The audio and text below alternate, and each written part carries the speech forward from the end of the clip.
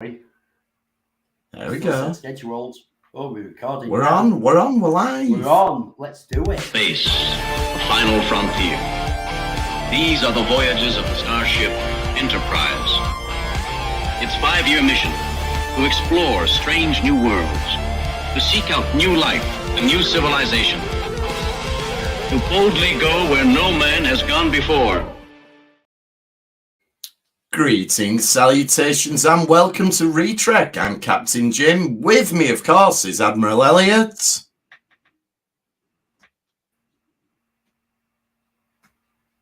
Oh, technical problems. Technical issues. Oh. And Dr. Squee. And I shall make it a threesome! Klingon! Do you even hear yourself? Always. As long as my soundboard's working. Yeah, Dragon Mark 2. Woo! Dragon Mark 2. For anyone listening on the podcast, Ian is wearing a slightly different dragon costume. Well, very different dragon costume. Different. Yep. It's more oriental, isn't it, with the red? That's it. It's a very different dragon. Yeah, and I might just pitch the mask up a little bit because this one involves a bit more so of an you can involved see. face mask. So you can see and we can hear you. Yeah, it's an idea. Pretty well, but I can see my own kind of like nose coming out from the dragon outfit, and my nose is plenty big enough as it is. That's the joys of being a dragon, you know. You got the big nose. It happens. It doesn't work too badly as a sort of like a roof of the head mask, actually. Yeah, absolutely. Anyway, we are here to talk about the finale, the season finale, the series finale of Star Trek Picard, entitled The Last Generation. We do have a little bit of good news, some bad news, and something to really look forward to. Oh, do enlighten us. Yeah, we have bad news. This is the last new Star Trek for 8 weeks. We've got an 8-week hiatus. 8 whole weeks. Good news. We've got lots of Dominion War coming up. Woohoo! We have. And something to look forward to. Our 200th anniversary episode will be the first episode of the new season of Strange New Worlds. See, that was it. When we started this podcast all them years ago, we said this will time perfectly for the new season. Yeah, and that's it. We were right. We didn't even. We promised to finish the Dominion War arc by 2030. I think that's doable. I think we can finish the Dominion War arc before the Dominion War actually starts in real time. We'll see. It could be touch and go. Well, if they'd stop making new Star Trek, but they're not at the minute. So, right then. So this episode, obviously, I can't think of a time as a Star Trek fan where this felt like so much hype for one episode. And it delivered. It really delivered. Spoilers, we all enjoyed it. Yeah. I'm not being funny, but I've not even seen any negativity from the fandom menace like normal. No. It's literally been a universal, everyone has loved it. Yeah, I mean, there's two things to it. Even when they like the things which I'm going to bring up, like which are like questionable kind of leaps of logic. Even they are sort of like cool movie / Star Trek tropes, which are kind of enjoyable. Like they're far fetched, they're a bit ridiculous at times, but even those are good fun. So it's like even when it doesn't do everything completely right, it does it in a fun way that you really enjoy it. Yeah, it's like there are things that if you wanted to nitpick, you could nitpick. It almost shows that some of these negative YouTube channels have got a bit of an agenda and deliberately pick things to pick at, because there's things that you absolutely could pick at, and we'll probably cover some of them, but people have chosen not to because it's so entertaining that it's been so popular. Anything I was nitpicking at, I was crying while I was doing it from how good everything else was. It's like, or even the moment when I was nitpicking, it was like, yeah, but it was so good, I don't care. And the other thing was, this came out in the same week as the finale of the Star Wars series, The Mandalorian, one of the most popular TV series to come out of Star Wars.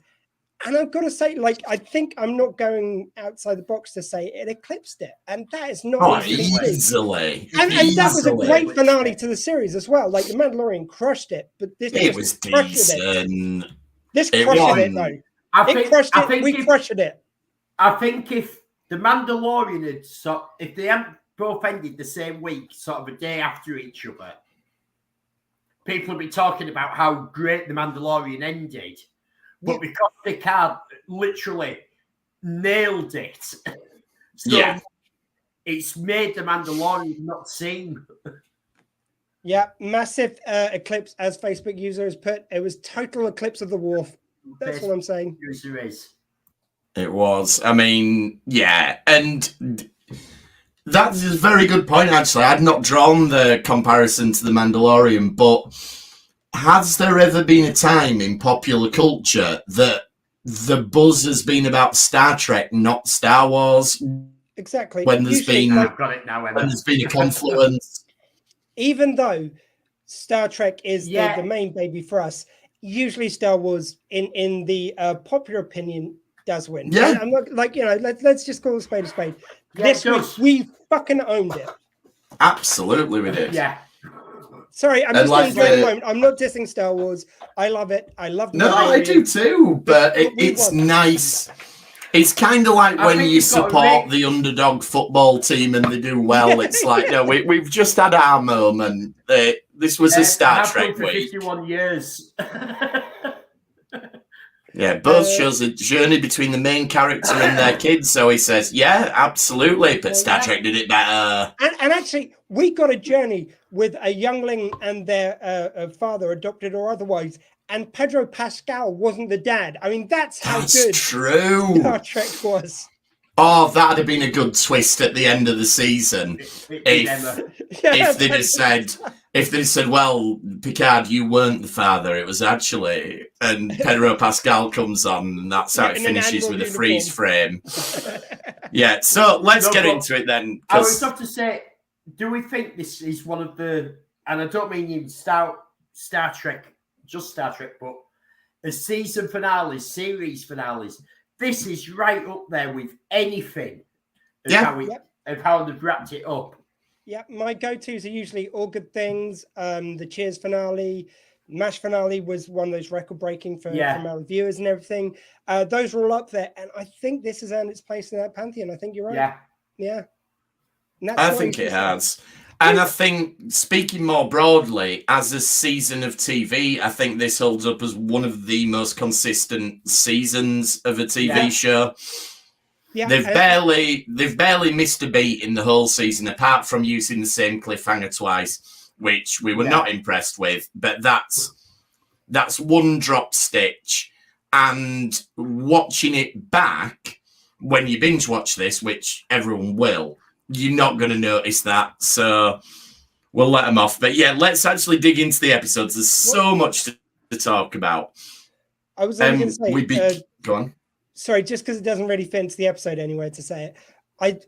The only thing which I think was, for me, the missed stitch within this beautiful tapestry was to tie up the Borg and the Changelings. I think that was a sun change of baddie. Apart from that, that's a pretty minor qualm considering how good the overall story was. Yeah, I mean, it didn't bother me like it bothered you. I thought that was all we were going to get. But yeah, Zoe says literally only one small loose end. Are you talking about what Squee's talking about, or do you have a different loose end? Let us know. First, so yeah, probably something different. That'd be good. Yeah. So the opening logo. Then we've had the different ships, and all the way through this season, it's been the Titan. Oh, Laris, good point, Zoe. That's really good. I had that in my notes. Yeah, we could have checked in with Laris. Have you seen the meme where it's like somebody says, "Oh, someone's on the Hale, Captain," and he says, "Oh, is it Beverly?" And they say, "No, it's your girlfriend, Laris." And then the next picture's in where he's got that eye patch on and the beret from season 1. He's going, no, sorry, this is a wrong number. Tell her. I mean, at the end, there is a bit in this episode, sorry, just cut ahead a little bit, but it's like there is one bit where he goes like, and I was alone there on the vineyard. It's like, what? I mean, I'm sure she'd love to hear that. Well, I think he was talking about before season 1. Lois is sat on a deck chair, isn't she, on her own, going, where the fuck is he?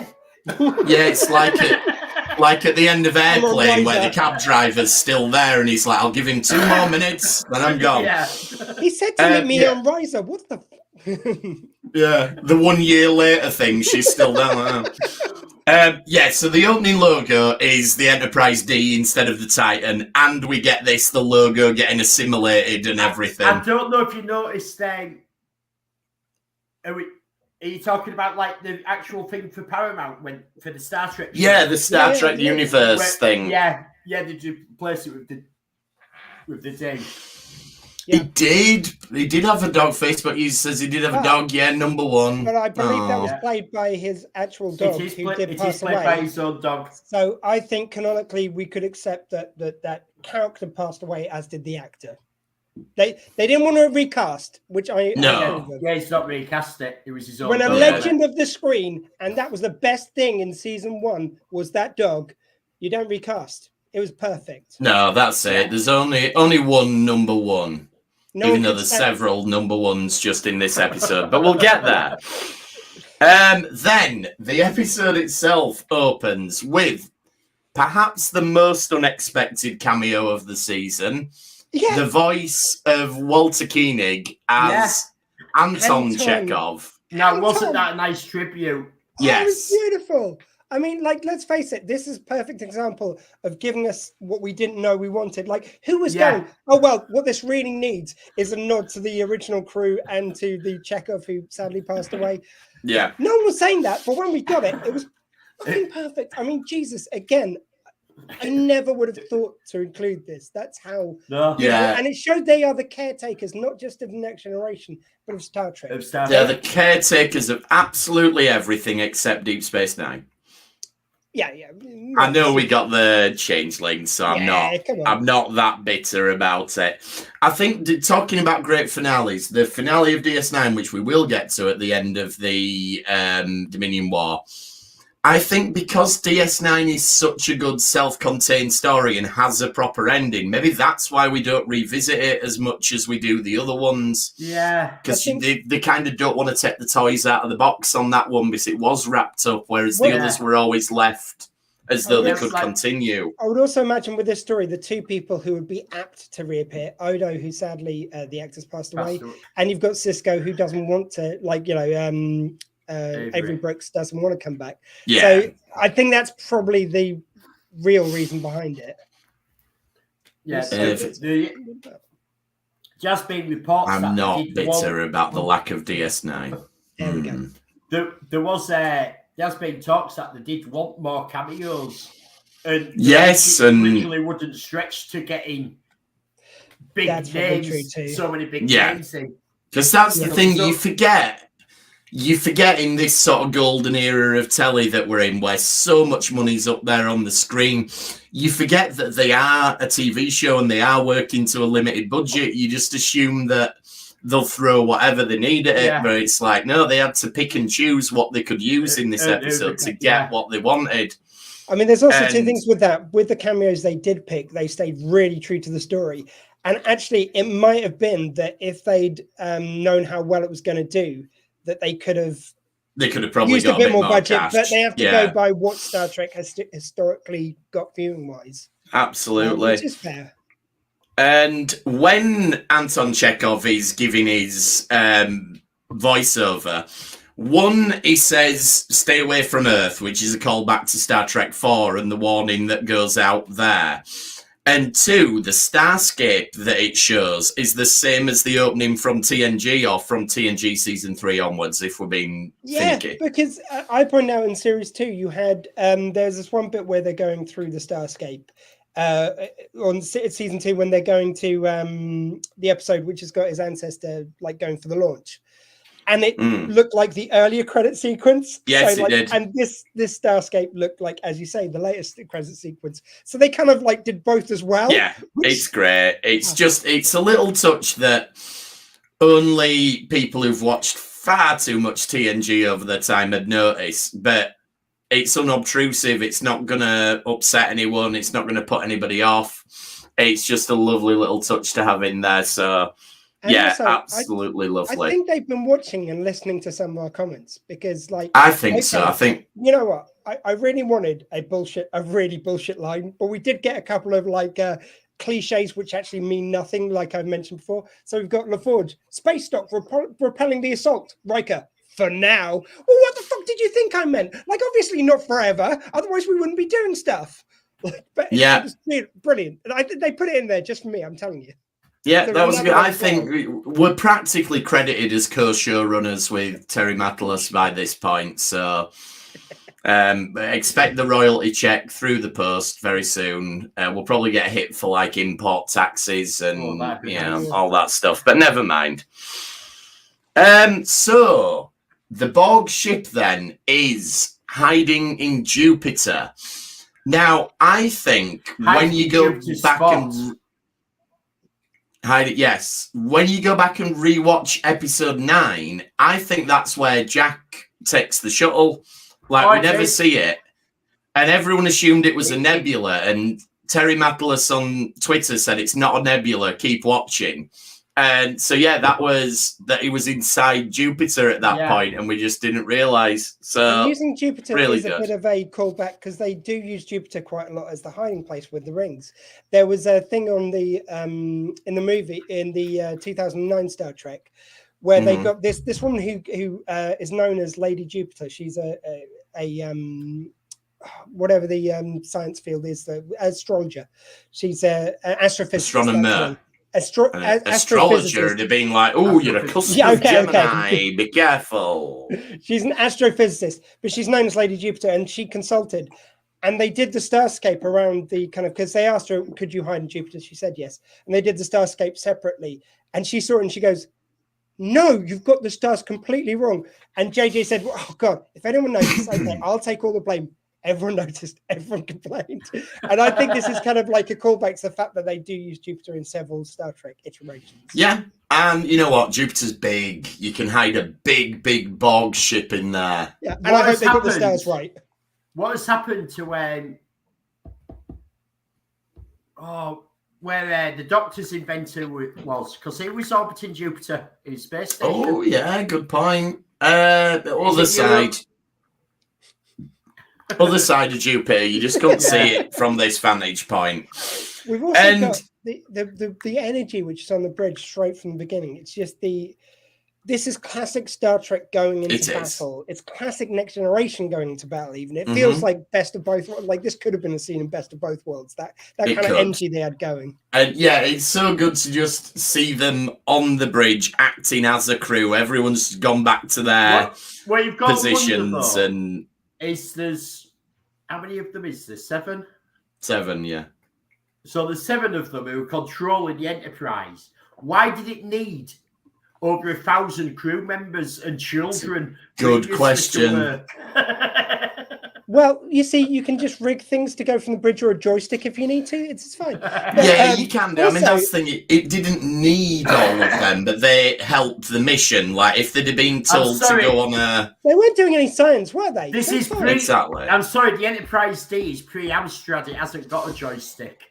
That's also, true. Can I just say, Elliot, you just missed such a trick there. You said there's 7 on the bridge. If you include Raffi and 7, they are 7 of 9. I know. Oh, there we go. But then we have Jack as well. Oh, shut the fuck up! I knew you were going to say that. You nitpicking. But I do have a nice 7 of 9 Easter egg. If you actually, no. In fact, no, save it for the end. If it's the same one I've heard. In fact, Jack is not in Starfleet at this time, so Mojo totally works. Yes, it does. Yes, everyone else. Yep, that was a full-time job. So when this Borg ship came out, we were doing like a watch along and I was occasionally commenting on it, but mainly just had my eyes glued to the screen. And I was like, that is a big Borg ship. And obviously we find out the reason why the Borg ship is so big. I'm talking outside of the fiction. The reason why the Borg ship is so big is because we want to do Return of the Jedi at the end. And I have no problem with this whatsoever. I've said for years, the best space battle ever put on screen is the finale of Return of the Jedi. And if you're gonna rip something off for a space battle, do the end of Return of the Jedi. So I have no issue with this. And it was so cool. And we've also got a line here just before we go into that. There was a line which Picard says, which he's not only talking to the crew, but it's one of those classic lines where he's talking to everyone at home. Mm-hmm. What began 35 years ago ends tonight. God. And I want to know how you guys transported tears into my eyes, because, you know, I wasn't crying, it was you guys. And this is more of a happenstance than something that was intended, I think. But obviously, everyone will have seen this on the internet. The people have looked at the air date of Encounter of Farpoint and the air date of this, and it's just over 35 years, which is lovely. Do you honestly think that was a mistake that they put that line in? Was it Hella's like? I think it was because because this was delayed due to COVID and it was filmed back to back and everything. And I think had it not been for COVID, this would have aired earlier than it did, and they might not have made that cut off. It might not have had that line in it. I suppose it depends when it was written. Yeah, if they knew what the air date was going to be when they wrote it, okay, I'll give you that. I reckon it's just too much of a coincidence. Otherwise, I think it's far too much of a coincidence. I'm not being funny, but there's so many things that are so precise how they're planned with things that they say that if you look at it, bloody hell, and with these little Easter eggs, there's no way that he said what began 35 years ago ends tonight is any just a lucky coincidence. And we all know, Jim. I'll give you that. Jim, you're like the Kirk of this mission. When the Spock and the McCoy of this mission agree, you know that it's got to be right. Okay, I'll the occasions hold my when me and Admiral agree, it is fact. That's what I agree. Fine, you're right. I was thinking too non-emotionally. I wasn't getting invested enough. When you talk about the Borg ship, can we just talk about a bit about this new Enterprise that they've done? What, the Enterprise D? Yeah, and like the CGI model that they've created. Yeah, it's awesome. This is some of the finest CGI, not just in Star Trek, but I mean, anything you'll see how they've done it. Like, when you get it coming onto you, it's how they've lit it. Because they've done different lighting for rooms, it makes it more real. It does. You have a fly pass where you see into the ready room. You can see the bloody his little display, the one that's like behind me. I don't know if you can see it in this. Yeah, you can. Yeah, the Golden Enterprises. You can see it. There's little touches like we hear that Georgie had been repairing the Syracuse. It was shown from the Syracuse. And on one of the pylons, it still has the name of the Syracuse. Really? Oh, I didn't notice that. Yeah, there's the name of the Syracuse on one of the pylons still. And there's panels missing and all sorts because he's still repairing the ship. And the colour contrast is different between the two halves. Right. You've got the colour of the Syracuse and the colour of the Enterprise D. It's why the drive section looks a bit strange how with its Aztecing compared to... Yeah, I mean, I didn't even notice it looks strange. That is phenomenal attention to detail. This is why we go to Elliot for the ships. But I just like to add to that. It's also not just the detail we see, but it's just the way they shoot it, like in ways we've never seen before. Yeah, and of course the CGI allows for that, but it's just to see new shots of the Enterprise D. How many times have we seen that ship and they find new ways of filming it, of lighting it? Well, also because like when Next Gen was being filmed and Generations, it was still a physical model. Yeah, that's what I'm saying. So there's shots they couldn't. That's right. That was actually why it was scrapped in Generations. It was scrapped so they could get a new ship, which was the Enterprise E. and it was so they could film the model easier. Yeah. Because it had, with the big saucer, it had limitations what you could do. Yeah. But now they've got it on the CGI model, you can do all sorts of things you couldn't do before. Absolutely, yeah. You can be a lot more dynamic with it. Which I also would again, just because of these shots, I would like to just refresh my objection to it being called fat. It's wide, not fat. It's a wide ship. It is a wide ship, yeah. It's big boned. Yeah, literally. And that obviously adds so much more to, like, at the start of the season, them having them jokes and everything about the Enterprise D, and they must have been pissing themselves when they're like, yeah, you're going to get it by the end of the season.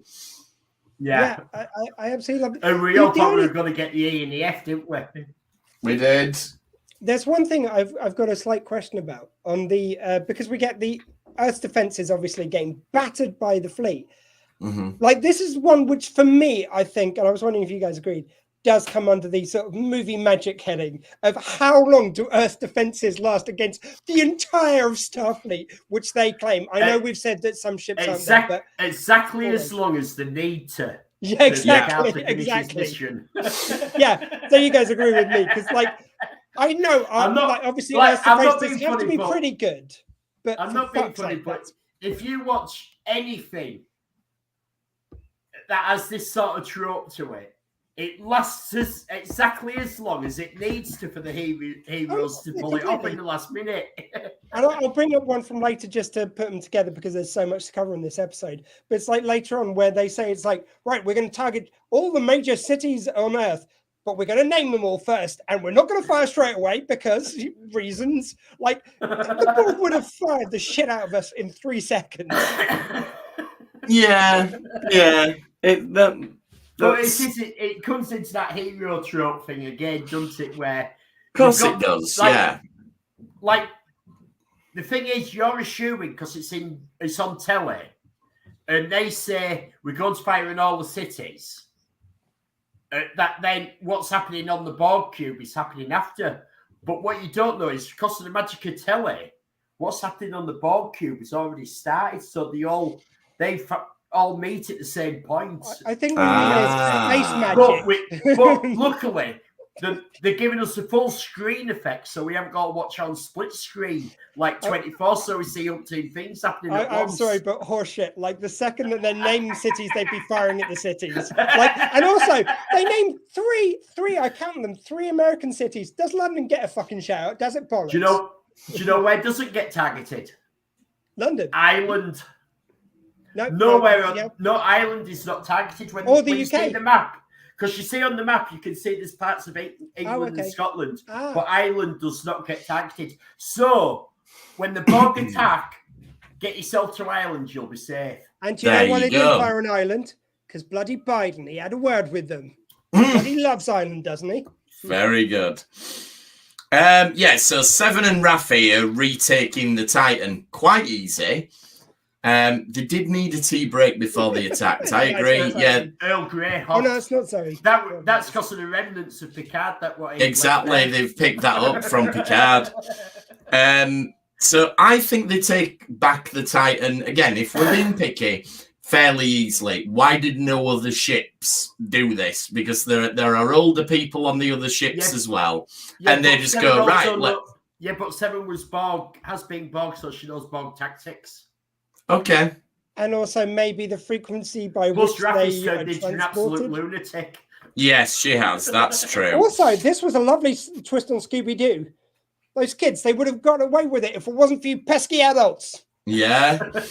I do enjoy that even in the midst of all this, they give us this little funny character moment where this guy was like, no, I'm a cook. And it's like, nope, you're the helmsman now. Well, that was straight out of Steven Seagal, wasn't it? I was going to say, did anyone pick up? That was obviously a call back to Under Siege.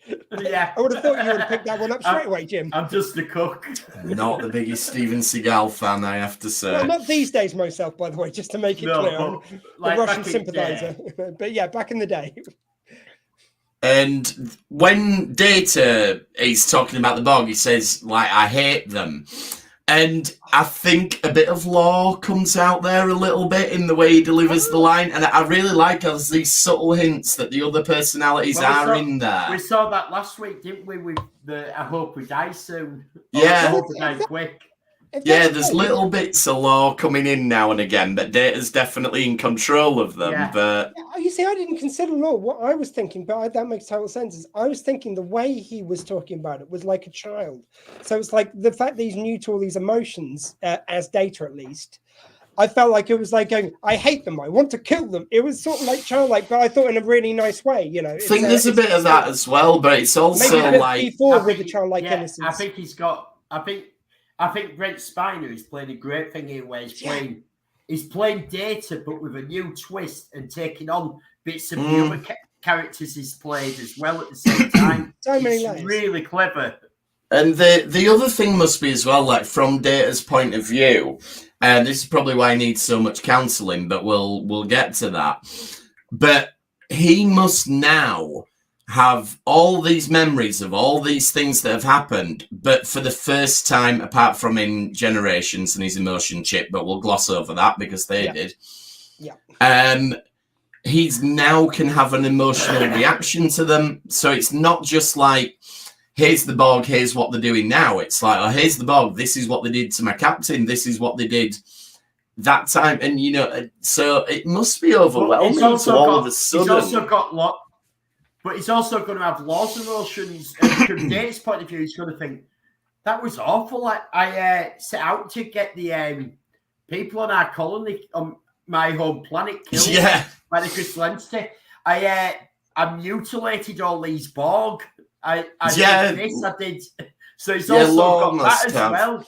But like, Law must have a bit of a different take on the Borg. Like, they were quite good as henchmen for a while, you know. I mean, I didn't give you that, like, in that moment, and it was just, it's such a wonderful acting performance because you can see Law. You can see it before even maybe in there. You can see Data struggling with new emotions. I think all of them are correct because he's just played it that well that you can see all those sorts of coming out. He talked in the interview thing that I shared with you guys the other week. He talked about how, like, he would not allow himself to go to bed until at least he had some read on the character and he could read it without the script there. And it's that kind of prep which you can see in every performance in this series. Yeah. Absolutely. Can we also go, while we're on the bridge there, can we also go to Worf and Riker? Because is it just me, or if they become the Waldorf and Statler from the Muppets? Very like much so. Of Star Trek Next Generation. Yeah. And I'm here for it. I love it. Their chemistry is amazing now.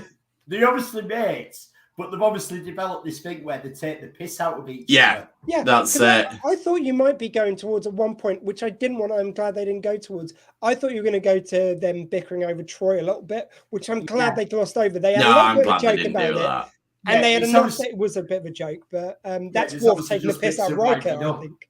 Yeah. And obviously this is where we get Worf's threesome line, which we paid tribute to. I have to give credit. It was Elliot's idea to do that. So it was. Yep. Well, Jim always introduces you third in the show, and to not have used that line tonight, it'd have been a sin.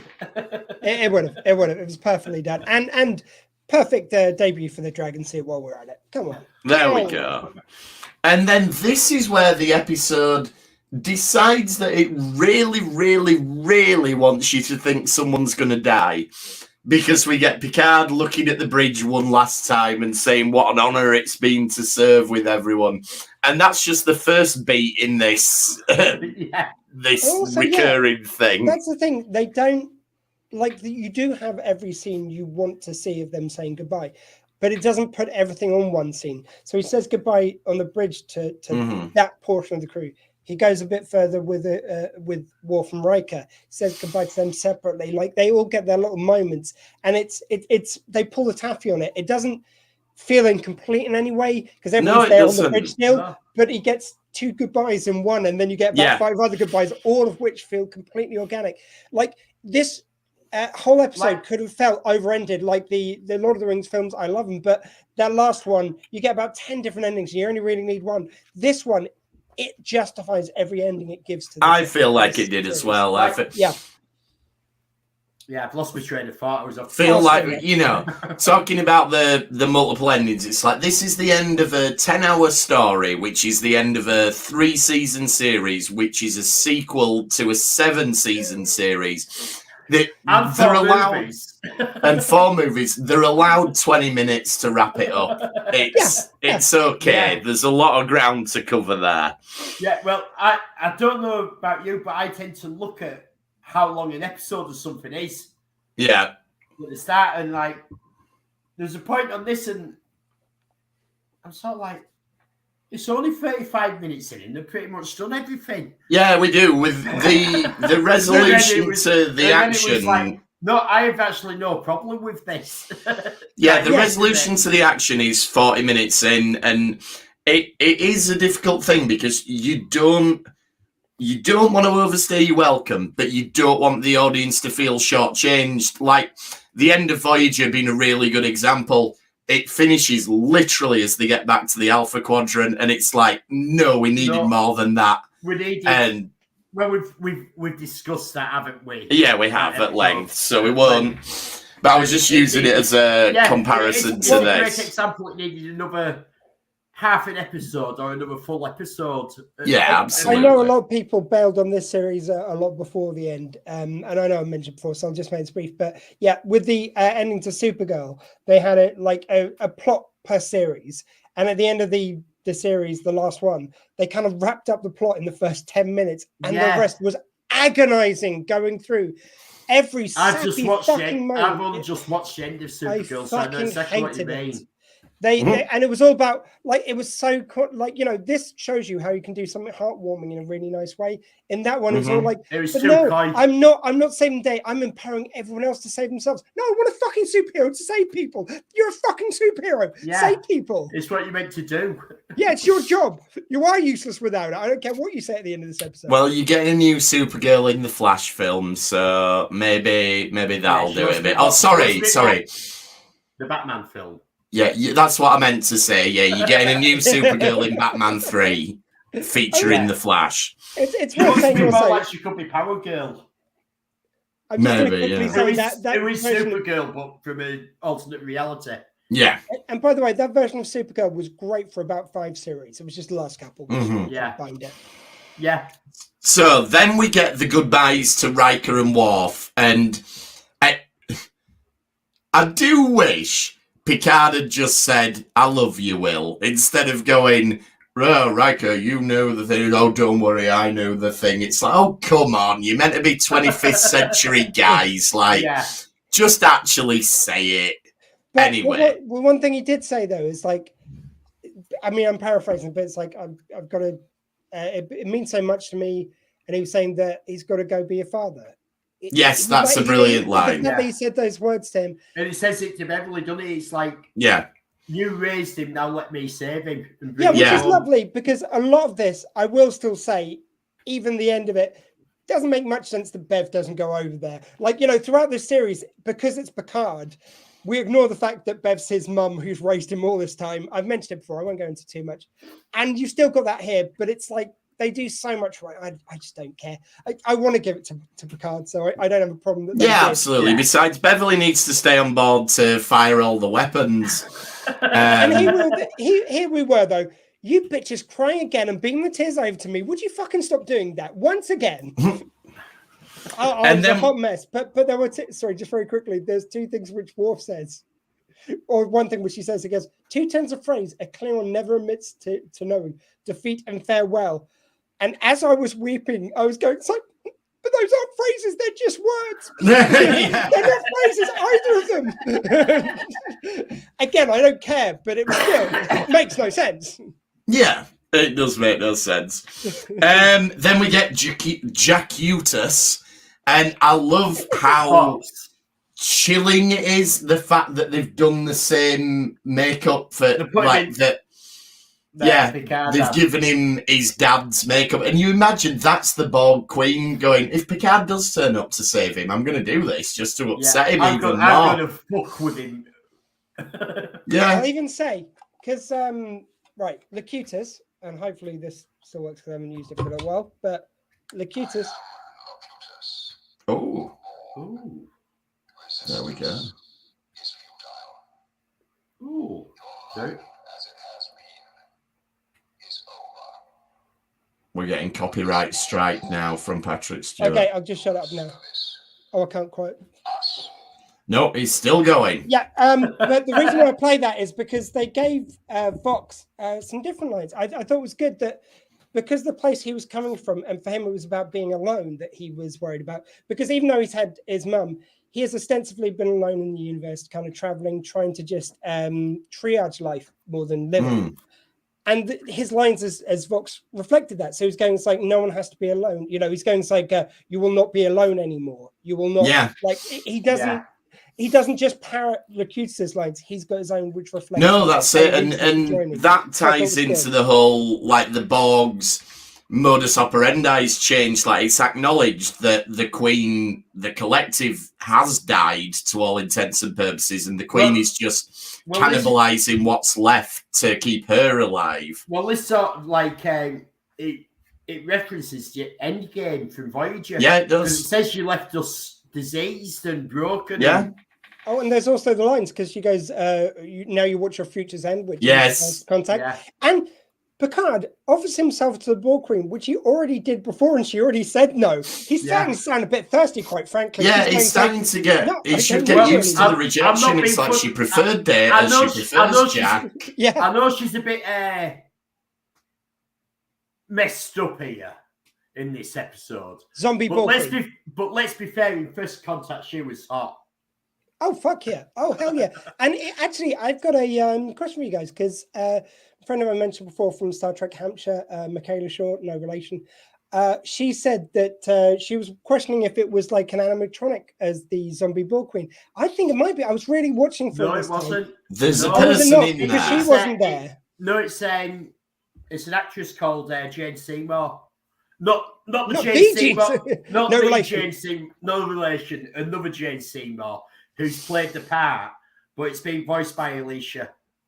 Yeah, because I know Alice Krug is the voice, and she's not there physically. But I was kind of curious because if you look, like the eyes are blacked out, you've got the everything. It could have been animatronic. It would have cost a fortune.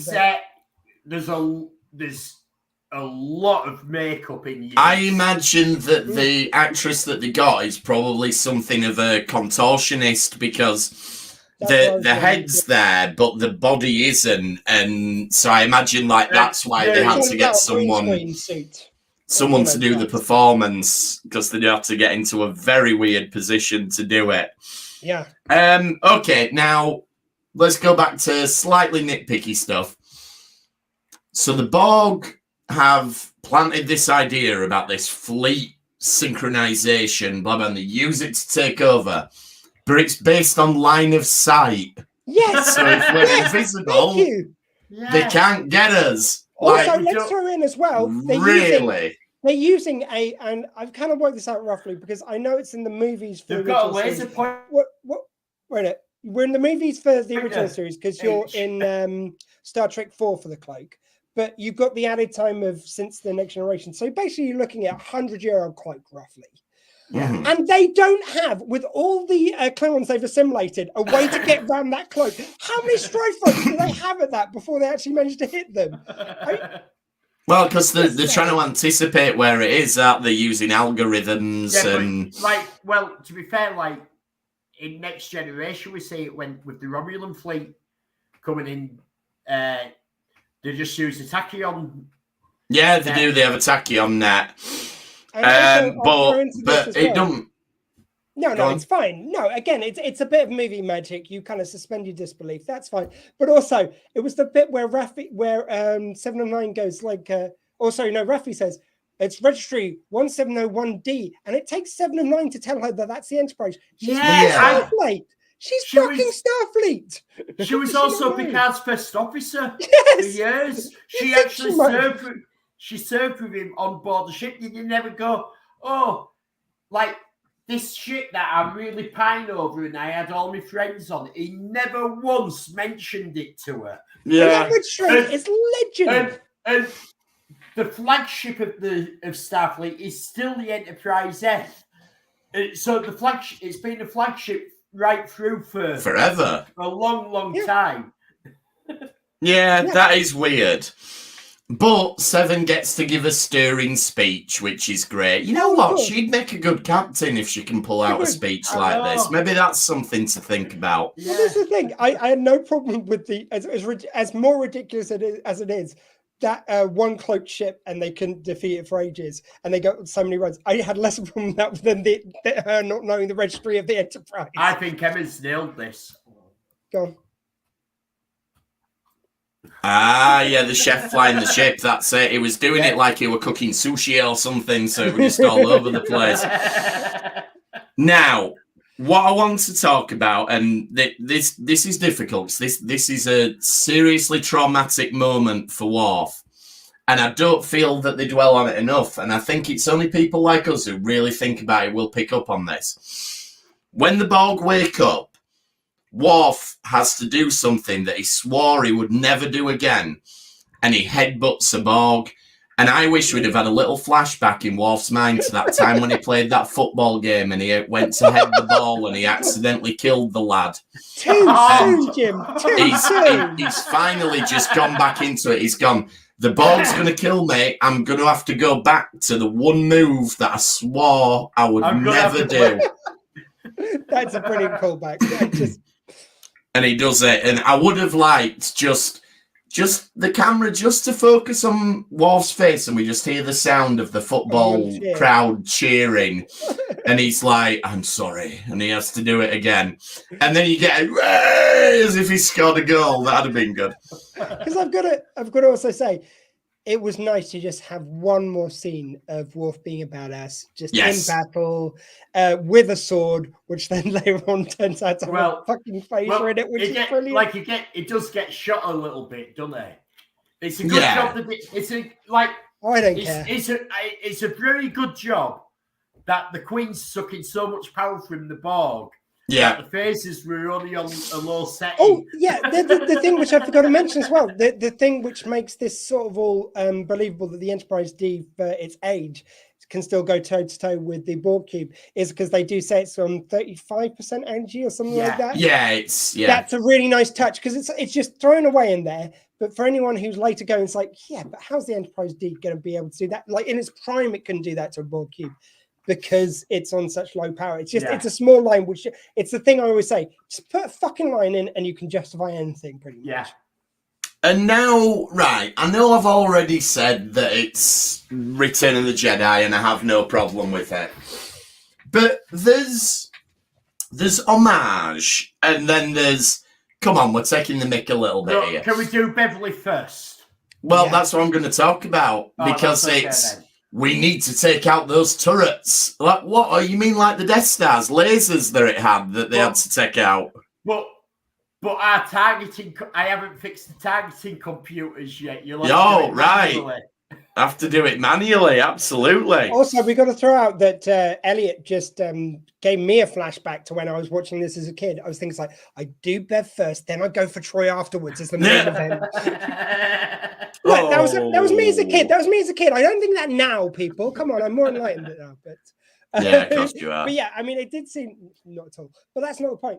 But it did make total sense though, because Bev has been out there on her own for 20 years. Of course, she's going to have picked up combat skills. Yes, absolutely, and it's a nice moment. I do that she's so, and everyone's shocked by it. It's like, But it's an example of how they peppered in the humour so well in this episode. Like, this has been a criticism that's been levelled at some of the recent Marvel films, is that they go for the joke, and it can sometimes feel like, here's the joke, and it can bring you out of it, whereas this doesn't. It feels organic. It's all paced. I don't think there's anything in this. There's no jokes in this episode which feel like they take it. No. No, it's all paced. That's what's nice. That's why it's such a good episode. Yeah. It's such a good season finale. Like I said before, it's up there with anything. And then Data. So we get this lovely moment with Data where he's just like, I can feel it, I can do it. it's that human side of Data and everything. And this feels like a bit of a callback to Star Trek 4, where Spock, where they say, Spock, you have to make your best guess kind of thing. It just felt a little bit... Yeah. I love the fact there was Geordie who was saying, it's like, no, you can't. This is ridiculous. And he has, like, those two looking each other in the eye. And they're just going, I've got this. And Geordie believing it because it's his best friend. Of course. Yeah. And also, everybody's going to die if you don't take a chance on it. Well, there is an added incentive. But and it was like, it was sort of like, it was when he goes, he's got this. And he goes, here goes nothing. Then Troy's there with like, wait, what do you mean nothing? Oh, sorry, what does he say? Can you just tell us what he says again? Here goes nothing. Here goes nothing. Is that not what Lando Calrissian says before they fly into the center of the second Death Star? I mean, I'll give you though, with that phrase, it's fucking used everywhere though. It is used everywhere. But how many times is it used when you're about to fly into the center of an enemy battle station to knock out the main reactor, thus causing a chain reaction which destroys the whole ship? Name a third time that's ever happened, and then I'll give you the point. Okay. I mean, I think the moment that they went too far was when Neen Num was sat next to him and went, I was like, okay, come on. I got it when he said, here goes nothing. You don't have to do that. Straight after that, you've got to worry, why am I sensing enjoyment? And just that's a good line. It was the goofiness of the grin on Data was just perfect. Oh, yeah, so it makes point that the gravitas of the fact that Troy can sense Data's emotions, that is a huge moment. Well, this was the best example of how they use Troy's powers well. Like there's some moments where you point back to in The Next Generation where they just underused her and misused her, or her powers didn't really make sense. Badly written for her a lot of the time. Whereas this is how you use her powers well. Like also another quite a good callback is to that awful car chase scene in Nemesis. But Data says to Picard, why is it that humans get so much pleasure out of driving at insane velocities, and then Data does it and gets pleasure from it? So it's just the look on his face is beaming, isn't it? Like, why am I sensing immense enjoyment? and you shouldn't be sensing enjoyment from any of the crew at this time. You should all be petrified. But like, I could do. So many actors could do a million takes and never come up with that facial expression. That is pure Brent Spiner. It's kind of like, it's like I've said before, I love the fact that he's allowed to really give a huge acting performance here, which sometimes he wasn't written like. Or no, I mean that's the nature of the role, but I think he knows meant to give emotion, was it? But what I'm saying is that I think that he also knew that he had to give callbacks to things that Data did in the series and ways he acted in the series. I kind of like Spiner at his goofy best. Like there's something very enjoyable about Masks, no matter how shit it is, for how large that performance is. And you get a bit of Spiner magic in the kind of goofiness. It's just you do. Absolutely. Then we get to the more serious stuff then. I love the bit with... Can I just mention something on the bridge? I don't know if you've noticed, but the control panels, and this goes back to before Encounter at Farpoint, while they were still in pre-production. And Andrew Probert, who was massively involved in designing the Enterprise D originally, said that it should have coffee holders on the bridge. Right. And obviously they went, no, we're not doing that. And there's actually a graphic on here that they show one of the panels, and it's black with two silhouettes of coffee cups. Oh, excellent! And they've done a little Easter egg to that from Andrew Probert from the And do you know where that comes in the plot explanation is that Janeway, when she got back from the Delta Quadrant and got promoted, she did an edict that all ships will be fitted with coffee holders, even the ones we don't use anymore. Yeah, she got it retroactively fitted, the more serious stuff then. So there's a lovely bit with Riker where he says, he's been there for me my whole life. The least I can give him is a minute, which I just thought that was wonderful.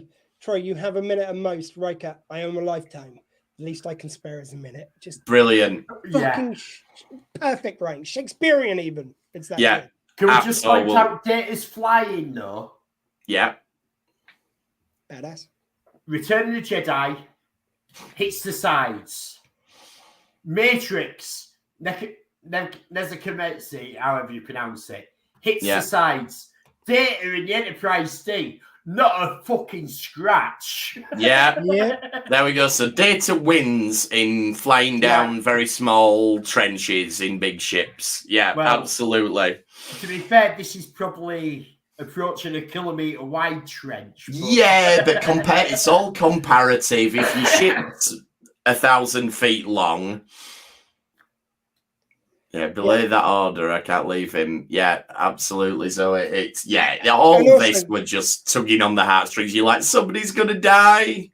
There was a deleted scene as well, which just after Data lands the ship in the middle, or doesn't land, but he stops the ship in the middle of the Borg cube, where he goes like, right, fire up the holodeck, get out the hologram of Tasha Yar. I'm going for it.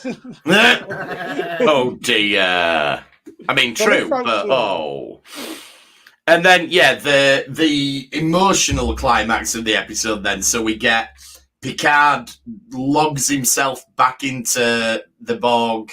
He allows himself to be reassimilated to save his son, which is just fantastic and stuff. then using those scenes from First Contact, which retroactively get scenes from Wolf 359.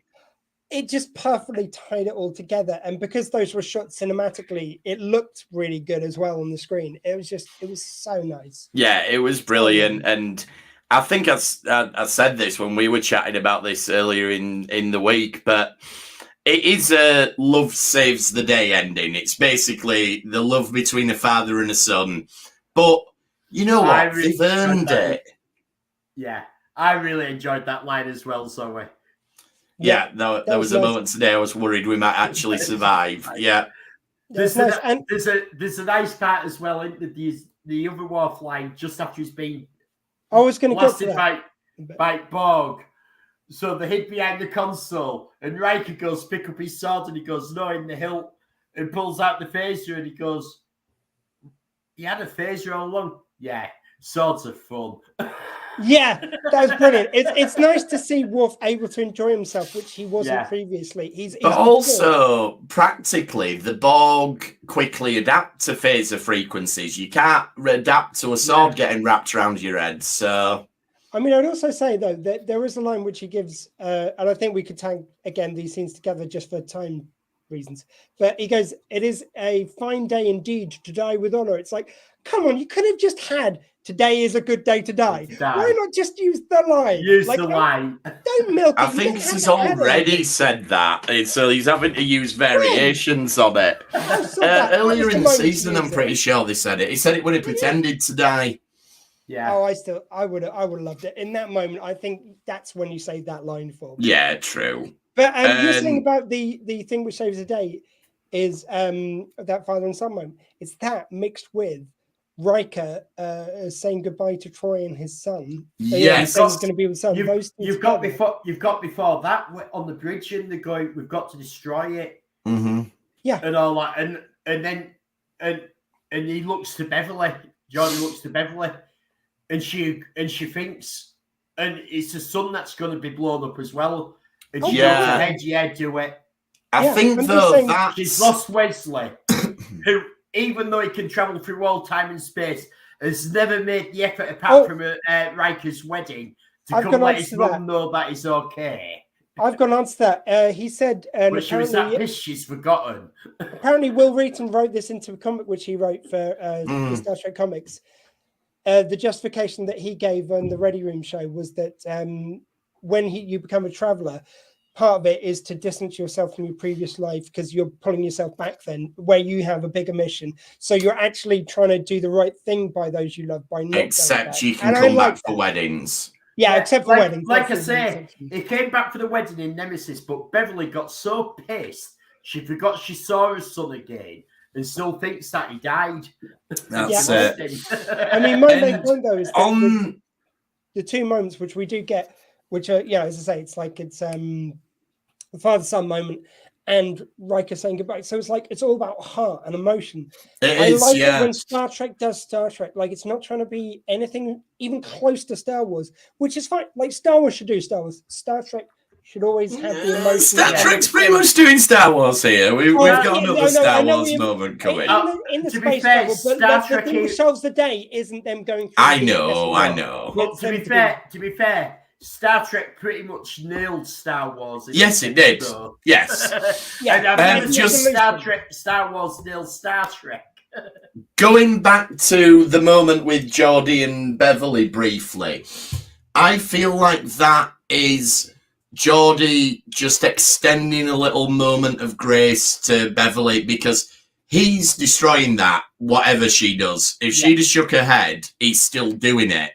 But he's giving her that little moment to acknowledge her and let her say yes. But that was going to happen either way, and I think Beverly knows that as well. But it's nice just to give her a moment to reflect. Yeah, I know we have to. Yeah. No option here. So Riker then saying, "I love you, Imzadi, and I'll be waiting with our son." And this is when we get the Empire Strikes Back Princess Leia moment, where all of a sudden she can sense where they are through the Force. I mean, through her beta Z empathic abilities. I think that's more of a Force. And they get to go back and pick him up. So that's really nice. I had no problem with this, and I didn't even think it was like. I didn't either, but it did occur to me it was very much. She's empathic, we know this, and they're very much in love, and she can feel where he is in this. Yeah, no, I'm absolutely happy with the mechanics of it, and I think it's a lovely use. I think it's a lovely use of Deanna. I think it's the best use of her powers we've ever seen. Well, that's what I was going to say. Yeah, it's further what I was saying. It's like she gets to save. She gets to be part of the solution. Everyone gets to be part of the solution. In their everyone own is. Yeah, you could have destroyed the Borg cube, but you can only save everyone by everyone doing their bit. Absolutely. Yeah, it is very well written to include it, which none of the TNG films nailed. No. Particularly with Deanna and Beverly, who were just grossly underserved in them films. Yeah. There's another comment from Zoe. Picard talks to Jack about how... Sorry, Picard talks to Jack about how it is to grow up feeling different and separate. Greatest mental health chat of all time. Yeah, and again, that's brilliant. What I'm talking about. It fits perfectly. And again, they have the moment, and it was, to me, it's just a moment where it's not about winning. It's not about coming out of it. It's about, well, okay, if you're going to die here, I'm going to die with you, son. Yeah, that's the turning point, is when when Jack realizes that he would stay with him. That's what it is. Yeah. And the amount you two were making me cry at that moment, Jesus Christ. I know, shocking. Then, so everybody's saved. They get back to the bridge. I love that when Jack turns up on the bridge, he no longer has the implant. So I imagine that's Picard being a dad and going, "You are not going to see your mother with this shit in your face. Come on." And he's just ragged it all off of him. He's like licking a hanky and wiping the book. Yeah, like, come on. Absolutely shocking. Yeah, Troy did an excellent handbrake turn. She did do, yes, she did do. And we get a view of the Enterprise that is, and I don't think we've ever seen the Enterprise D on screen from this angle before. I don't think we have, because that's where the shaft was on the thing that held the model up. So, do previously. Yeah, we've definitely not seen this before. And also, Zoe, can you imagine how Troy would, and also Marina Sirtis would never have heard the end of it if she crashed the D again? Oh, yeah, can you imagine? That'd have been really good. But yeah, she redeems her flying, I suppose. And then, Worf falls asleep, which is a great breaking the tension moment of humour after everything. Did you see the meme where they superimposed him on Bernie Sanders? Yes. There was a meme which went around, for anyone who didn't catch it, he was like there with a blankie over him at some inauguration or something, and had him kind of like head to one side. Great, just a great use of Worf to break the tension with a joke, and again a joke that works. And also, there is quite a wordless moment between the whole crew on the bridge there. Yes, where they just put hands on each other, like not like that. They just look at each other, like Troy and Riker. You've got Geordi and Data, like they're all in their little if you like. It's it was just excellent. We do get the lovely graphic of the Enterprise bursting out the Borg cube. Yes, it's got the flames around it, which is exactly Return of Jedi. Yeah, it's very much like the Millennium Falcon, in fact. But you can actually see the shields on the Enterprise. You can.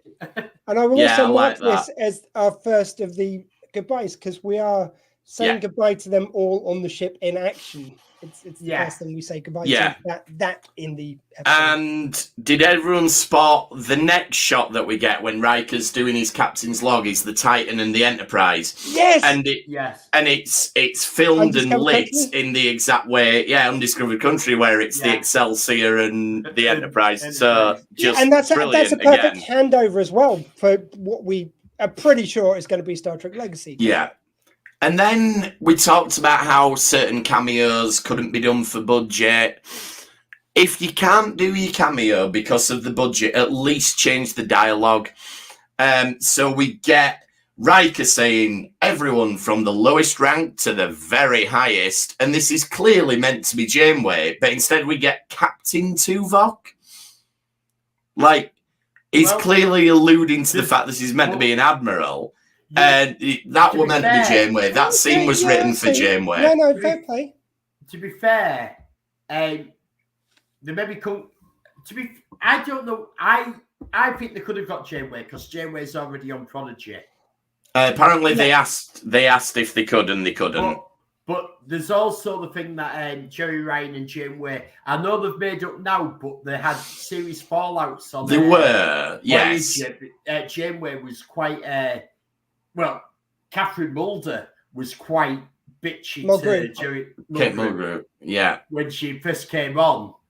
The female was taking over as the primary, which totally did happen. So you can see where she was. They were set against each other. There was a wonderful piece a friend of mine, Rob Lloyd, put online, and it was breaking down how kind of like Jerry Ryan's journey through Star Trek to where she's at now. And how she was put on there as just the blonde TNA, and it was just kind of exploitative.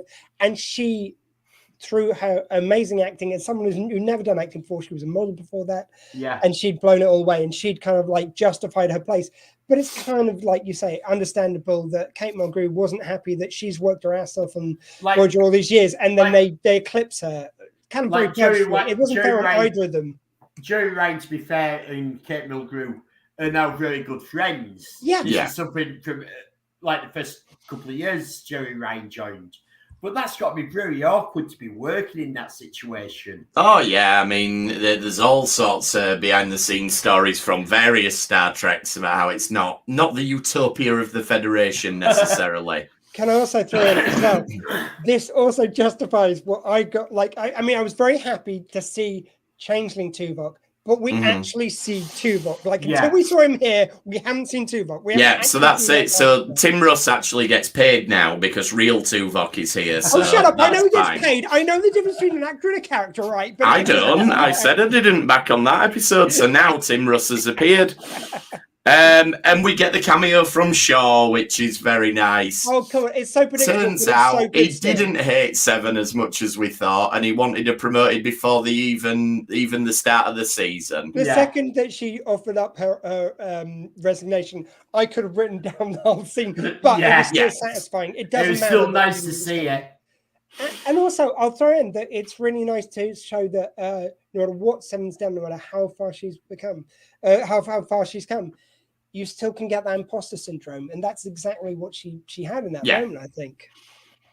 No, absolutely. And then we get mega happy ending 2. Raffi's son wants her to meet her granddaughter finally, and it turns out because Worf accidentally leaked the footage of Raffi helping save the galaxy. Yeah, and how many medals she's got for saving the galaxy, and how many times she's saved the galaxy. And I would like to say that it should be, on the day, may it be far off, when Worf and indeed Michael Dorn pass away, that they have on his tombstone, an honourable maverick and a good friend. Yes. Like, doesn't that just And- sum him up in those last few moments? I was.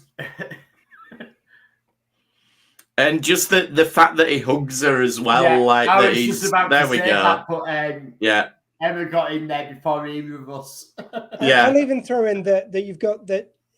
I've perhaps been a smidgen down on Raffi over the last 3 series, but in this moment, I was so glad she didn't die. I think they finally gave her something really decent. I wasn't ever against the actress. I think she's done a wonderful job, but they've written for her very poorly over the last 2 series. They have. It's been the strongest this series, but She's been the one who's been most changeable depending on what role they wanted to fill at any given time. Yeah, they've like, it's actually like us watching it. She's sort of like being all over the place as a character, but from her point of view, because they've thrown so many. We want it to be this week. Yeah, yeah. This week, and she's actually played what they want them. She has absolutely. What I was going to say is being written. The fact that over 3 series they have played the on again, off again of Raffi and Seven. They're always bickering, and she was a mechanic for Seven. She wasn't her own character. No, she wasn't. And here she got her agency. She got to be with Worf. She got to have that whole storyline. So in that last moment, I fucking loved her character. It works. It should have been that all the way through. It does, and it's nice that when Worf appreciates someone so much that he does something like that for them and then hugs them. That says it all. Absolutely. Worf is not a hugger. Now, the data scene I wasn't as keen on because, like Zoe pointed out, we have a good statement on mental health. We've seen Troy using her powers well, being much better written.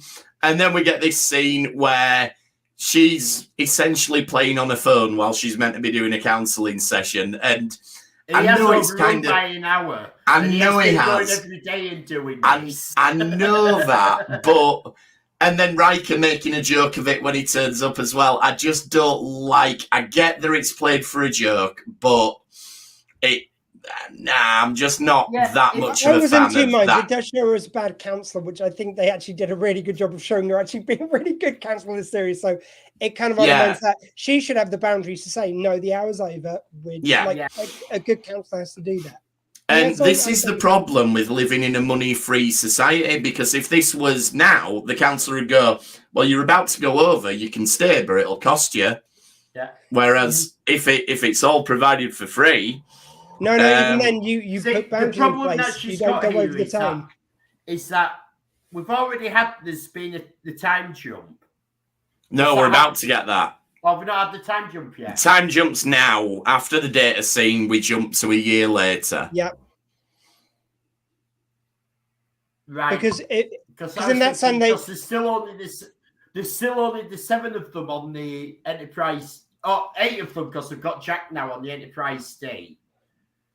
Well, if you remember, if Data has been turning up every day for, we assume, weeks and overrunning by an hour, how long is it taking them to get from Jupiter to Earth in the Enterprise? Well, are they? Have the lost impulse power? Are they on the Enterprise in that scene? We don't really know, to be fair. We're not entirely sure where they are, I think. Yeah, I didn't think it was on the Enterprise. I reckon they went on a victory tour on the Enterprise D, and that's what took a year. They do refer to in that he's been going for, I'm pretty sure they say weeks. And I didn't take it as being on the Enterprise. I thought they were in I took it as wherever they're based normally. I got the impression that they're on a ship because it looks like a ship's corridor outside. They could well be on a ship, but whether it's And I thought it looked like it could be the Enterprise D. It's part of the victory tour. They're having to go every Federation planet in the whole Federation to go and go, hello, we saved the galaxy again. Also, how much did it cost to put those sets back together? Come on, like they're going to use them, even if it's meant to be somewhere else. They're going, no, this is just a themed counselling room, which looks like the Enterprise D. I honestly got the feeling that Troy was treating him like Data from Next Gen. Previous Data, not taking into account that he's actually now got a synthetic humanoid body. That's it, and he's got feelings now. He's got feelings, and he's also got 3 new personalities merged into him.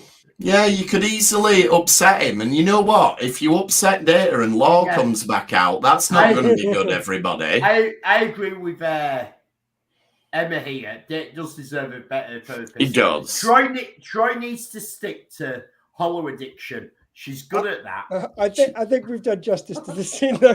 Just Okay. we've got quite a bit left to go. Yeah, we have. So the year later, the Enterprise D joins the museum, which is why I think they did a victory tour. And this is the finished now. The victory tour has. No, the Enterprise D is now finished. Oh, that's it.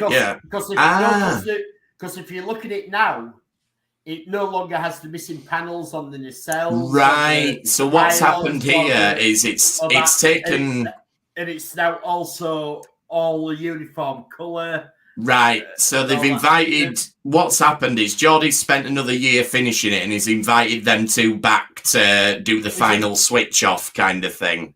No, they've all just hung about with him for a year on the Enterprise. Oh, fair enough. While he's fixed it.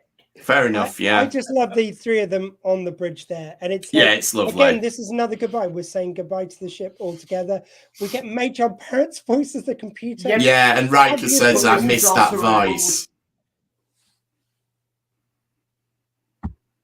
But it was also a lovely callback to Encounter at Farpoint when McCoy says, "Yeah, you lost me." Yeah, okay.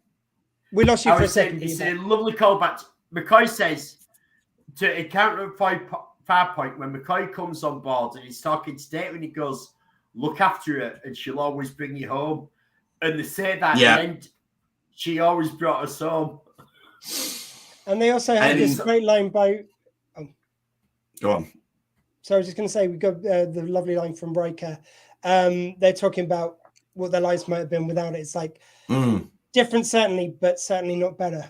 Just a lovely play on words, like with certainly, and just so well delivered. Yeah, so, and that also that's kind of an acknowledgement of the actors. Like, where would we have been without Star Trek? Oh God, there's so many times when they're not just talking to each other, they're talking to us at home. And I think they're also saying to us, it's like, yeah, we would have been different without this show. Quite potentially, TV shows I watched growing up influenced me massively in the type of person I want to be. Doctor Who is a prime example, so Star Trek. And The Next Generation was our one growing up. And it's so true. Absolutely. Like, we'd be different, but certainly not better without this show. No, absolutely not. I mean, without this show, you might not be sat here dressed as a dragon, broadcasting a podcast on the internet, that'd have been a crime. Sorry, dressed as a dragon. Oh, sorry. I might not have removed my human skin to reveal my dragon glory beneath. Come on. I'm sorry. I'm very sorry.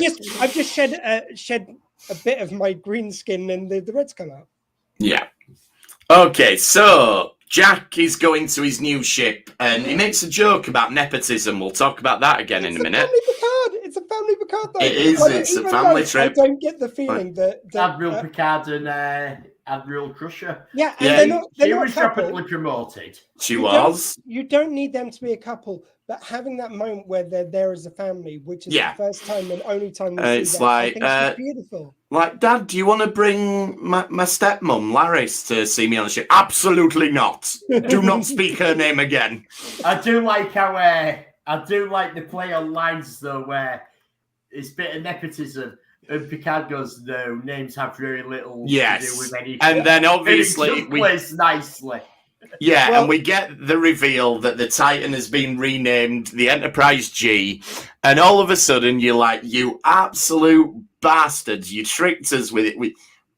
You promised us a new Enterprise, and we've been looking at it all season, and you knew you were going to do it, and you got me. That's why it was a Neo-Constitution class. It just brilliantly done. Yep, that is all true. Zoe. Squee is the dragon version of Hot Wheels color change. Dipping in water, he changes color. He'll be green again when he cools down later. That might just happen. Hours of fun with them. First of all, you've got the reaction from Patrick Stewart and just like the look on his face. But I did write a little something just for this moment. because we've got to acknowledge through this series what we've seen. Yeah. So we first saw the first Enterprise which ever was launched. Next was the OG, like the I see what you're doing here. Then we got balls deep on the D. Worf dropped an E, and we got F'd. And in the end, it was nothing but a G thing. Thank you. Absolutely. And that will be available on our YouTube channel to buy. On the t-shirt. And the t-shirt, yeah. No, I mean, it's just...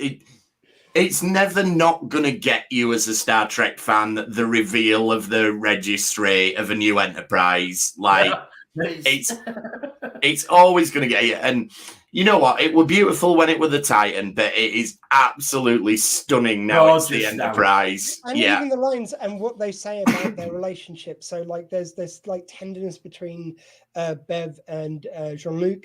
You've got when Jack's pacing and they're kind of being a bit playful about that. And he goes, what, you thought I was nervous for me? I'm nervous for you. And it's like he is talking to him as you talk to a dad. Yeah, and absolutely. That was just so and he calls him. You said it. He calls him son. He says, "I'm very proud of you, son." Yeah, and you're like, finally. And Jack refers to him as his dad as well. It's just great. And then we get on the thing, and this is where nepotism comes in.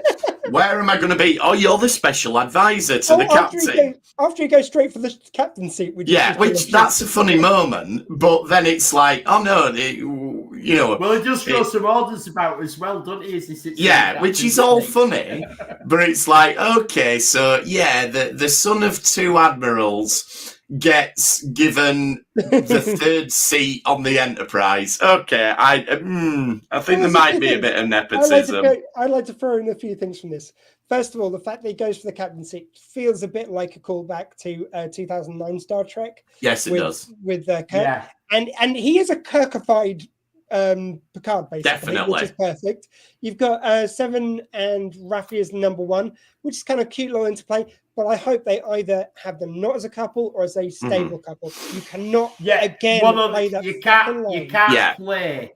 Are they? Will they? Won't they? Are they? Aren't they? Well, all the time. I would love to see it as a stable couple and have a situation where the captain and the first officer disagree, but then show them going back home together at the end of the day, and them keeping the professional divorce from the personal, and just show that they can do that. That'd be brilliant.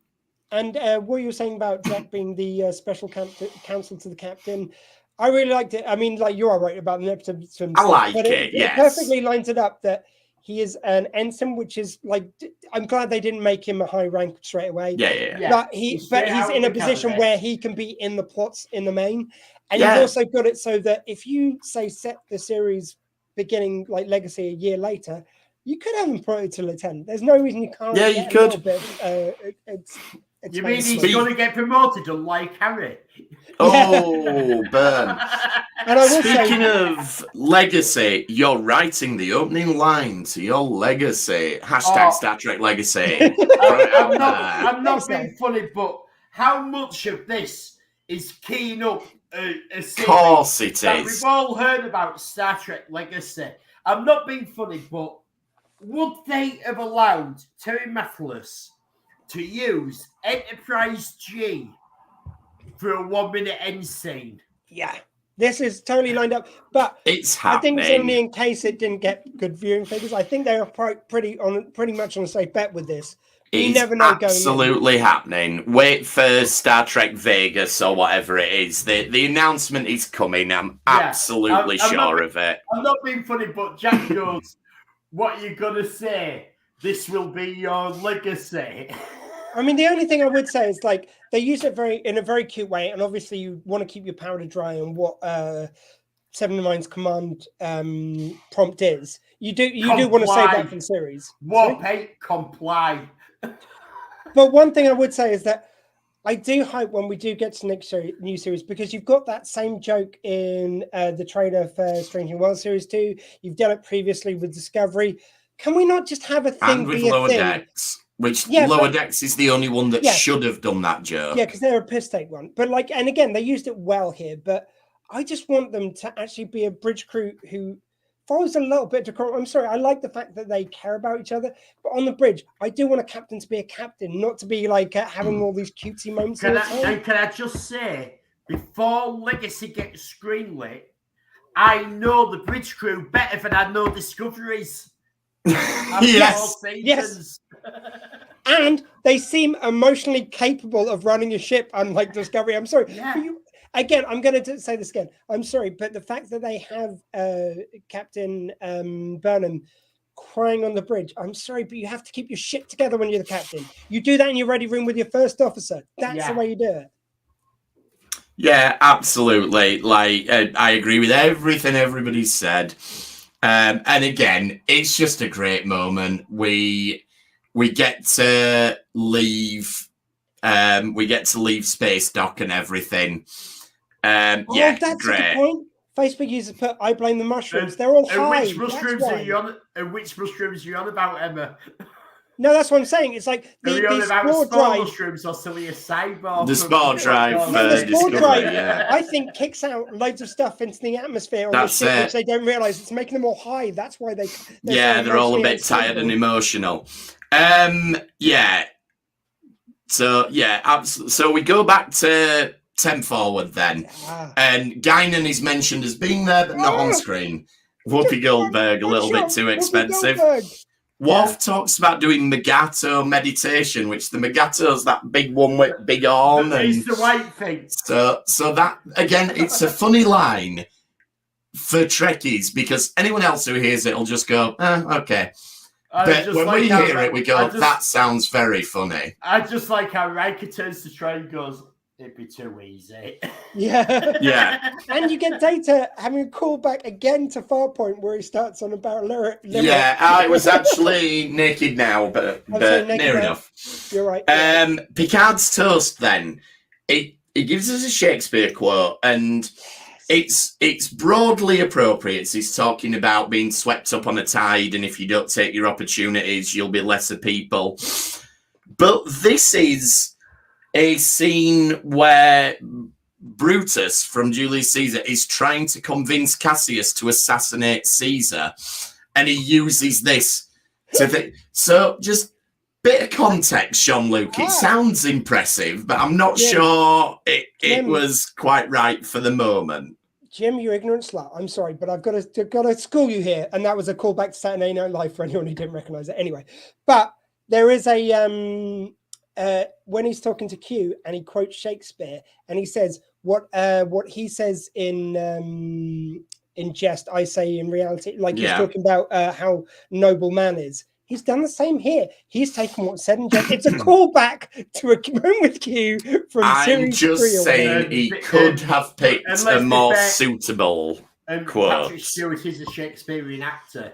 He is, so they should have consulted with him and said, is this quote appropriate? No, because anyone else who's read Shakespeare is there going, is he saying he wants us to help him assassinate someone? Like? No, I'm saying that Picard himself, the character, has a history of taking Shakespeare quotes and putting them in a different light, which is exemplified in the next. Yes, but when he did that with Q, it worked. Whereas it works if you divorce it completely from the context in which it exists in Julius Caesar. Anyway, minor gripe. I would also throw out, I've joked about like we're playing Enterprise bingo here of like the moments which we wanted to see. The only one which I didn't get was Picard in uniform, but I'm not sure about that. It's fine. Yeah. But when he pulls out the card, I'm like, fuck, why did I not think of a Pokemon? Yeah. Why did it not occur to me that that's something we needed? And it was just there. And just one ending. And how do you end the Next Generation on a poker game? And you also give a contrast to the poker game which he plays with them at the end of All Good Things, where he is standoffish, and here he's having fun with them. Yeah, absolutely. And not one of us are complaining to use the same ending again. And I'd also that's it, and it's perfect. It is the perfect ending to the Next Gen crew. Yeah. Did you also notice where before they go to the credits? Did you notice what the last line is, which is audible before it goes to the music playing? Something Geordie says. All right, here we go. Excellent. As the last line, that's Yeah. perfect. It's just beautiful. It means they still continue on. Like, and the fact that we spend the whole credits just watching them play poker, it's just lovely. You can even hear the chips clanging and some background murmur. Yeah. And the only thing I think it missed, and I think it's probably because of Screen Actors Guild rules, is that I would have liked to have seen them do the same thing with the signatures that they did in Star Trek 6. But I suspect the reason you can't do that is because it had to be listed in the order that it was. So you had to have Patrick Stewart and then the other regulars, which were Raffi, Seven, and Jack and Shaw. Yeah, I think you do. I think you do. There's a priority in TV that you've got to display them in a certain way. It's different for movies. And then it comes on to the special guest stars. So they couldn't have gone from Patrick Stewart to Jonathan Frakes. So I suspect maybe that's why maybe they just didn't want to do it, which is fair enough. But I love that. It was so good. Avengers Endgame stole it. So there was also some lovely moments which they threw in there as well, where it felt like a family games night. So you've got Worf getting sore when he loses, like them all having a big laugh, and it felt like you and your mates or you and your family a card game like that. It was just so. It was lovely, and we all know that you only play for counters because money doesn't exist. There you go. Yeah, and probably for Romulan it's like playing with that. And and then that's it. That's the end. That's us done. Off. Oh, wait a minute. There's a post credit. Nicely done. Nice. I actually fell for that. I was like, "Who the fuck pressed that by accident?" So there's a post-credit scene, and it's only on this crew and ship that we're never going to see again, definitely not getting their own series. And Q appears to Jack and says that his trial is only beginning. And might I say, I fucking called this because when Rio said, "Oh, I guess time's a funny thing," Q goes, "So it is." And I said, that sounded like it's a very pointed line the way he says that. That's going to get called back at some point. Here the fuck we are. Absolutely. Call back to that line. Now, my theory on this is that we all forgot this, but it did say that it was in back to back. He was filming in both seasons. Yeah, Jack pointed that out. Our friend Jack pointed that out, and he said all the way through this episode, he was expecting Q to appear because John Delancey had said that so long ago. Now, my theory is that because we know Picard and Q are really good friends now, I think this is just them two having a laugh. Like they just sat around having a drink going, "Now, do you remember, Q? What I want you to do? I want you to appear to Jack, tell him he's on trial for all of humanity. Do you remember that time you stranded us on a planet with these animal things and you had Wesley stabbed with a big spear? What? Do something like that to Jack. That'll be funny. Do that one. Trap his ship in that big fence thing again. Yeah, that's it. We need to make him grow up a bit quicker. Come on." And then Picard goes, "And speaking of him growing up quicker, why don't you, when he's on the bridge, suddenly 7 of 9 and Raffi's clothes fall off and they try to cover themselves up, but it's too late because Jack, he's already seen everything." Yeah, so that's it. I think this is Uncle Q having a bit of a laugh at his dad's behest. Do you think he'll make him call him Uncle Q? I think he should. Well, I just to sort of like go for the theories of legacy, I think they are going to play this so there is going to be like a little bit Uncle Q. So as opposed to I think it is. He was pretty damn antagonistic to Picard, which I think he's still going to beat him, but I think there's always going to be a more clear lesson which he's teaching Jack to moving forward. I think legacy is going to, like Jack, it's going to be a pretty major force, and we're going to, like, a lot of it's going to be following his journey through Starfleet, much the way Burnham starts off in lower rank and goes. Yeah, I think so. And I think they've picked a really good actor for it. I think he's done absolutely wonderfully. Ooh. Yeah, Q Jr. should show up. Or he actually is Q Jr. He is, and it's Qua.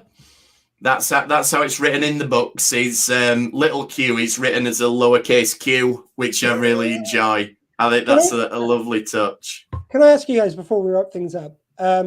So it's been kind of teased that Patrick Stewart, even though none of them want to come back for the TV show, or they've said they might cameo, but they don't want to come back for another series of TV.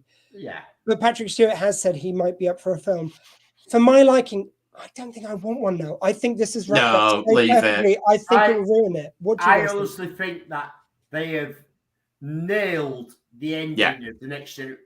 You know how Undiscovered Country was the perfect ending to the original series? This has been the perfect ending to the next gen crew. It has. And my fear is if they came back, they would do what they did with Only Fallen Sources. They had the perfect ending. Then they had 3 episodes, which were good. They weren't bad. They just weren't the ending. The ending was time on our hands. You can only have a perfect ending to a story once. And leave it. I don't mind seeing them in cameos. Yeah, but cameos in an episode. One of them guest starring for an episode. Yeah, but no problem. Jack going and visiting his dad, and they go off and visit Laris. This is my bit on the side, aside from your mum. Yeah, because Jack's a bit of a lad. He is. So. He's a Jack the lad, you might say. That'd be good if he met Laris and she was like, "Have we met before?" And but because I think the way I see it is that crew's story is done. They may feature in other people's stories, but it's not their story anymore. Yes, they've handed the baton. Yeah. That's it. Leave them where they are. And in fact, I think you see the beginning of Legacy could quite easily be, and it would work perfectly because you can get the handovers with most of the series. At the beginning of that, it's Picard handing over to his son. Like you get him saying goodbye to him just before he's going. Yeah, it's little cameo. Where you get that little bit that they shot it in the same time they were shooting season 2 and 3, where Picard and Beverly are on the ship and they say bye to him. Yeah. Yeah, well, I think again, I'm going to guess that we get a time jump before the. I think we will. Yeah, I think we'll be a year into the mission or something. Cruise, they're going on a real mission for the first time, and that means you can change out some of the bit part actors if you want, and if you need to. So there's plenty of scope. But yes, I think it was yesterday was the day that Star Trek fans decided to invade the internet, but. Yeah, hashtag Star Trek Legacy, hashtag Terry Matalas, whatever. It's happening. But season 2 Discovery, the fans went, we want a Captain Pike show. Yeah. What got dropped? Yeah. Section 31 went on a massive back burner. I know we're getting a movie now for Michelle Yeoh, but that went on a huge back burner, and Strange New Worlds was streamlined because that's what the fans want. The fans want Legacy. Have you heard anyone going, I want an Academy show? Not for about 20 years, no. Exactly. So what is Paramount? Paramount is going to go with what the people want to see. So make them both. I'm happy with both. I'm happy with both, but if they've got to make a choice of one or the other. Oh, yeah, if they had to make a choice, we want Legacy. Sorry, we're postponing Academy for another 20 years. Fine. Yeah, absolutely. Yeah. We've waited long enough for Academy. We want Legacy now. Legacy. Anyway, yeah, absolutely wonderful. It's been wonderful talking about it. Yeah, I think we should probably wrap up because we're running very long. I just want to say, I know we've still got quite a few people watching, so I just want to say thank you to everyone who has stuck with us for this very long episode, because there was a lot in this and we loved it. Yeah, we were never going to be in and out in an hour for this one, I'm afraid. But anyway, if we will be back to the Dominion, I want a Tribble spin-off. Yes, absolutely. We'll be back to the Dominion War next week, finally. Are we finally doing In Purgatory's Shadow? We are doing In Purgatory's Shadow and By Inferno's Light. If you want to get in touch with us, retrekpod@gmail.com, @retrekpod on Twitter. Check out Elliot's Retrek Studios, Retrek Model Studios. I'm building the Ferengi shuttle. Ferengi shuttle, which will be featured in DS9, which we will be talking about next week. And yeah, we're on all the socials and everything like that. Dr. Squee, what have we got? It's Richard Ashton, a interview which I did with him a few weeks ago, is going out on the radio show, Dr. Squee Show, Tuesday 6 to 8, sw20radio.co.uk, or check us out on YouTube with all the video interviews, youtube.com/Dr. Squee. Thank you. Absolutely. And we will, instead of our usual sign out, we will all say our new catchphrase, which is, of course,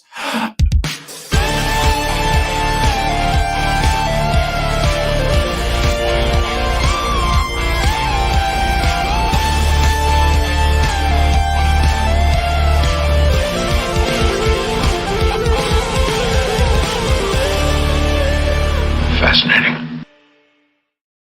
Drag off LLAP. Comply.